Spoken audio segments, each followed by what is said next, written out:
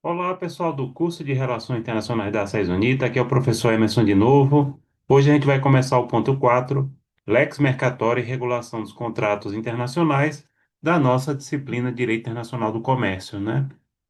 Então, primeiramente, a gente vai falar sobre soft law, que são leis não obrigatórias e não imperativas, que necessitam que as partes a aderirem para a produção de efeitos jurídicos. São originárias principalmente de instituições como o International Institute for Unification of Private Law, UNIDROIT, de Roma, ou da Organização Mundial do Comércio, OMC.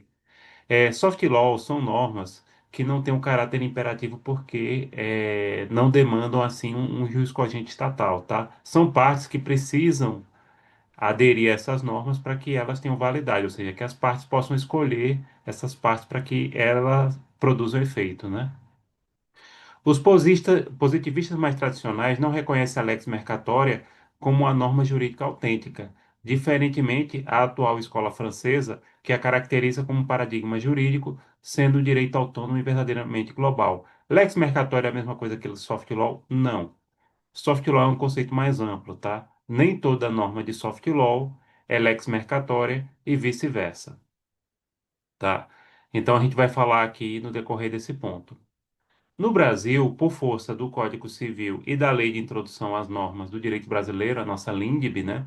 A lex mercatória ela pode ser entendida como uma norma jurídica válida na categoria dos costumes. Então, são usos e costumes, e nem todo costume não é escrito, né? Nesse caso, a lex mercatória pode ser um costume escrito. Por exemplo, a lex mercatória tanto pode vir da OMC, da Organização Mundial do Comércio, que infelizmente está esvaziada, quanto também da Câmara de Comércio Internacional, a ICC, como as cláusulas incoterms, que eu acredito que vocês conheçam, porque vocês falam dela também em comércio exterior, né? No ordenamento jurídico brasileiro, a lex mercatória é limitada por normas constitucionais, processuais, trabalhistas e consumeristas. Então, há uma limitação da aplicação da lex mercatória no Brasil. Geralmente, a gente pode dizer que ela é aplicável quando há direito disponível e quando não há parte por suficiente. Direito disponível geralmente é direito de natureza econômica, como, por exemplo, no contrato de exportação e importação de produtos, questões de valor, de pagamento, e são direitos disponíveis, né? E também parte por suficiente é aquela que é considerada frágil, como o consumidor, o empregado, né? Então, em situações que há uma parte mais fragilizada da relação jurídica, então não se aplica lex mercatória. Agora percebam, em situações que envolvem grandes empresas que trabalham na área de importação e exportação e que trabalham com questões financeiras, aí sim a lex mercatória é perfeitamente admissível de acordo com o direito brasileiro.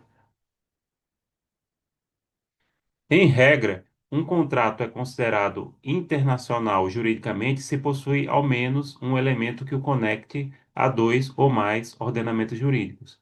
É o que a gente chama de elemento de extraneidade, ou seja, pode ser tanto o lugar de execução do contrato, pode ser o tipo de mercadoria que é transportada de um país para o outro. Então, o contrato internacional é aquele que envolve pelo menos um elemento, e esse elemento pode ser vários. Pode ser o tipo de mercadoria que vai ser entregue de um país para o outro, pode ser uma empresa, certo? Tem que se analisar o caso concreto para definir, mas tem que ter pelo menos um elemento que ligue mais de ordenamento jurídico.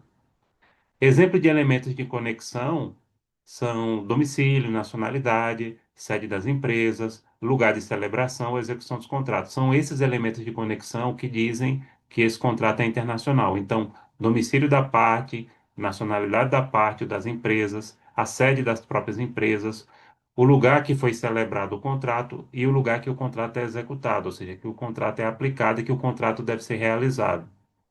Em suma, para a doutrina jurídica, o contrato internacional deve conter um elemento de extraneidade, como a gente já falou aqui, que é um fator privatista, ou seja, direito privado, que conecte uma relação negocial a mais de um ordenamento jurídico estatal. Quais são os contratos internacionais mais frequentes? Compra e venda de mercadorias, é, todos vocês sabem, né? Factoring, leasing, distribuição, agenciamento, joint venture, transferência de tecnologia,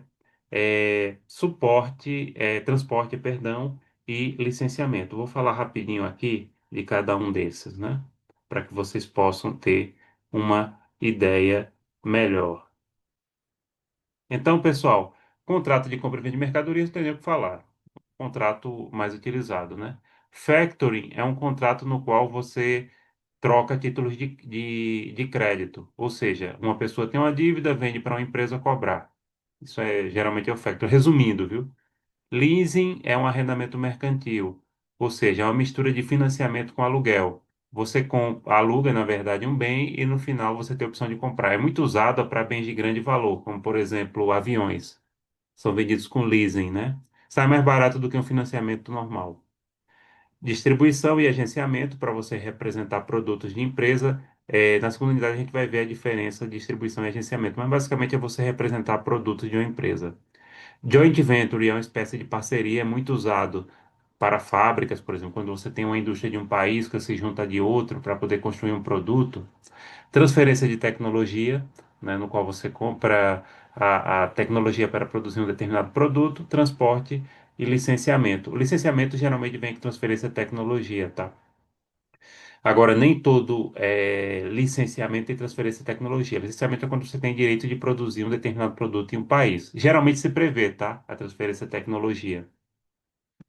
Bem, pessoal, é, essa parte aqui, essa primeira parte, a gente vai encerrando por aqui. Muito obrigado pela atenção de vocês. Estou sempre à disposição de toda a turma. Muito obrigado pela oportunidade de estar com vocês no final do curso. Estou à disposição de vocês.